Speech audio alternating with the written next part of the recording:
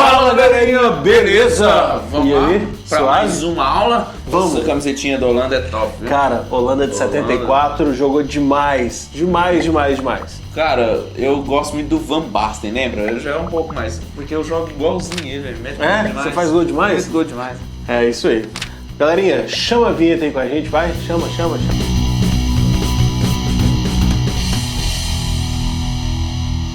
Galerinha, seguinte, o que são esses compostozinhos chamados de sais, né? Sais, olha que coisinha mais deliciosa que você tempera a saladinha. Sim, aquele é um tipo de sal. Nós temos uma gama muito grande desses compostos. Agora, pira comigo o seguinte, ó. Esses sais, eles são provindos de uma reação entre ácido e base, aquilo que a gente já estudou de ácidos e de bases. Agora, essas reações, a gente vai passar um pouquinho mais para frente, quando a gente for falar das reações de neutralização e como esses sais são obtidos. Primeiro, eu quero que você saiba identificar como é um sal. Primeira coisa que a gente tem que entender é o seguinte, ó, que eles são compostos iônicos. Então, em meio aquoso, eles sofrem uma coisinha chamada de dissociação iônica, que é exatamente o que a gente está colocando aqui, ó, liberando um cátion diferente de H+, e um ânion diferente de OH-.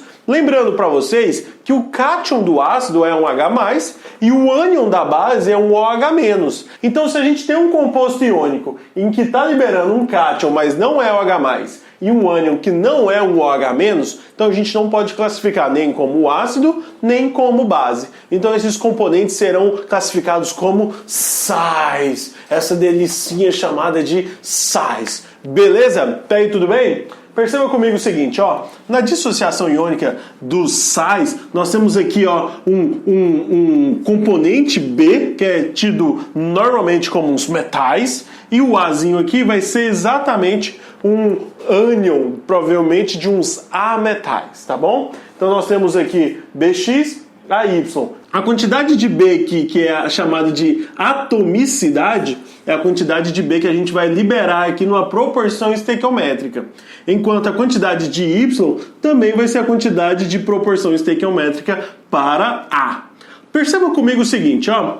Y está aqui e Y está aqui. Então, se aqui nós temos uma quantidade de A, ele vai gerar uma quantidade de cargas. Essa quantidade de Y de cargas que vai gerar exatamente em B também tem que ser equivalentes. É sempre bom a gente lembrar aquelas aulinhas de inox que a gente fez lá na playlist de ligações. Por quê? Porque a somatória das cargas vai te ajudar muito a balancear essas equações, a entender o processo de quantos átomos estão sendo gerados. Beleza, galera? Sim, o Soneca tá vindo com mais coisinhas aí para vocês. Galera, vamos escrever aqui algumas reações de dissociação desses sais, certo?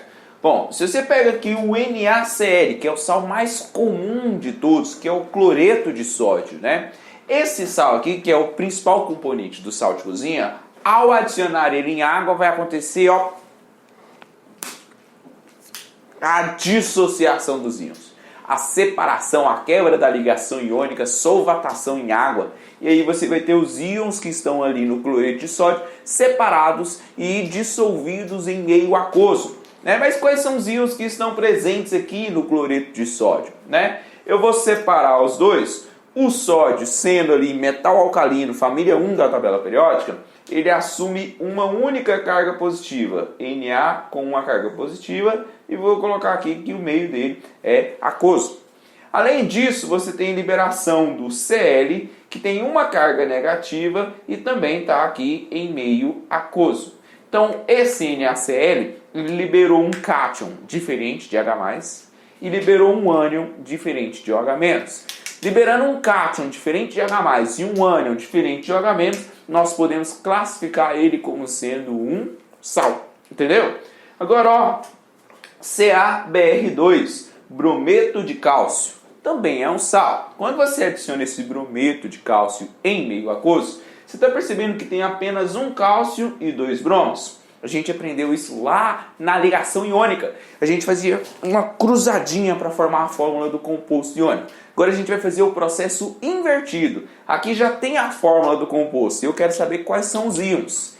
Esse 2zinho aqui eu vou jogar lá para cima. e esse 1zinho aqui eu vou jogar para o lado de cá, já que a quantidade dos dois aqui, elas não são iguais. Ou seja, esse cálcio aqui, você vai ter ele com duas cargas positivas, aquoso. Além disso, você tem a formação do bromo com uma carga negativa e aquoso. Mas peraí. Quantos cálcios tem aqui? Um só. Apesar de ter duas cargas positivas, é uma unidade de cálcio. E quantos bromos nós temos aqui? 2. Esse bromo tem uma carga negativa, mas você tem ali 2 unidades do bromo, que é como está escrito de forma simplificada aqui, ó, de uma forma geral para os sais, né? A maior parte dos sais, a gente pode descrever o processo de dissociação iônica dele dessa maneira aqui, do mesmo jeito que você fazia lá em ligações iônicas. Jogava o X para um lado, jogava o Y para o outro e formava a fórmula do composto, ok? Olha aqui, sulfeto de alumínio, né? Esse sulfeto de alumínio, esse 2zinho eu vou jogar aqui para cima, esse 3zinho eu vou jogar lá para o lado do alumínio. Então você tem a formação do alumínio com 3 cargas positivas. Isso aqui eu vou colocar ele como sendo aquoso. Além disso, o enxofre com 2 cargas negativas, né? Faltou aqui, ó, colocar que é aquoso, que ele está em meio aquoso. Os compostos iônicos são sempre sólidos nas condições ambientes e quando ele é adicionado em água, ele fica aqui no meio aquoso, os íons solvatados e dissociados. Agora, quantos alumínios nós temos aqui no início? 2.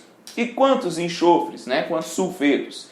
3. Então eu tenho 2 alumínios com 3 cargas positivas e 3 enxofres com 2 cargas negativas, que faz ali com que o composto fique eletricamente estável, a carga total dele seja neutra. Então aqui a gente está escrevendo a dissociação de vários sais. Vamos agora para um sal um pouquinho maior, né? Você tem aqui o carbonato de cálcio. Carbonato de cálcio, ele é um sal pouco solúvel em água, mas ele se dissolve um pouquinho.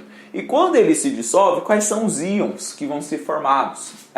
Você tem aqui, ó, o cálcio sendo liberado.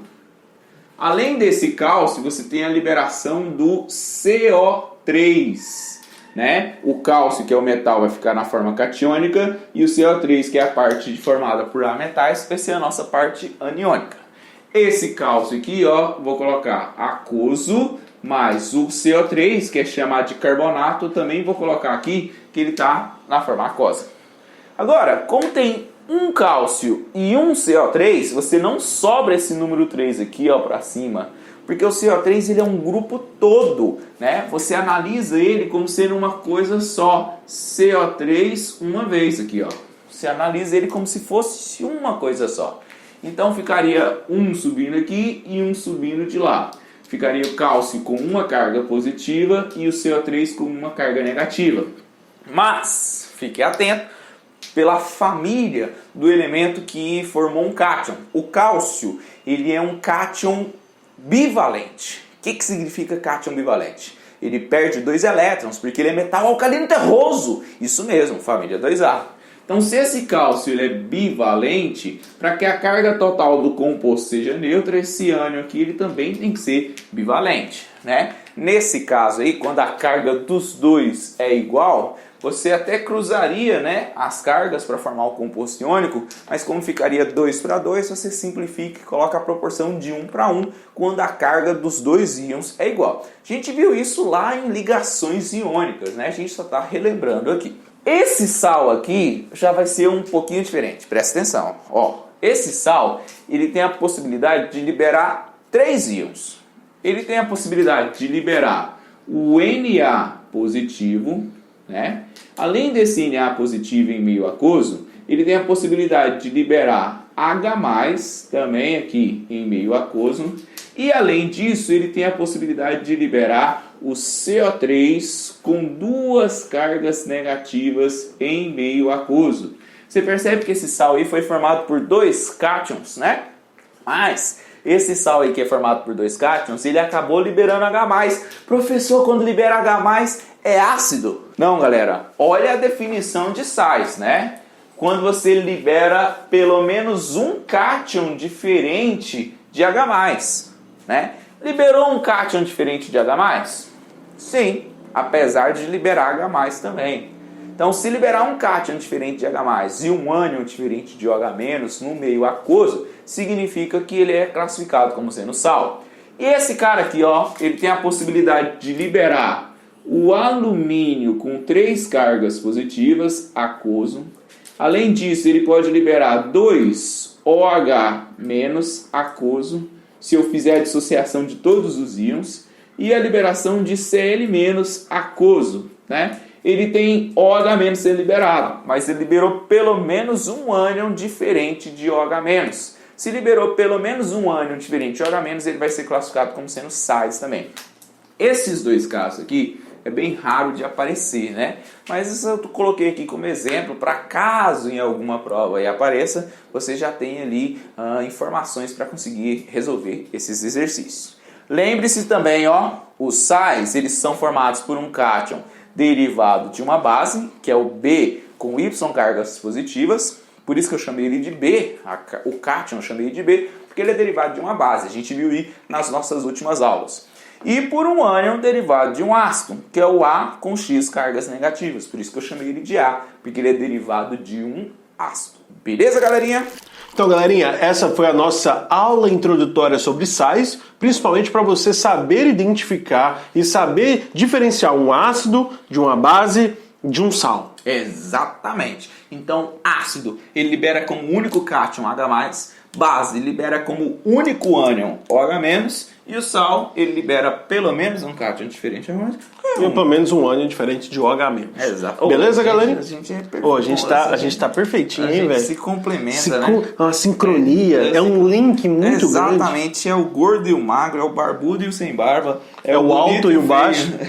O cabelo raspado e o cabelo grandinho. É, mais ou menos. Tá? Então, galera, ó. Até a próxima aula.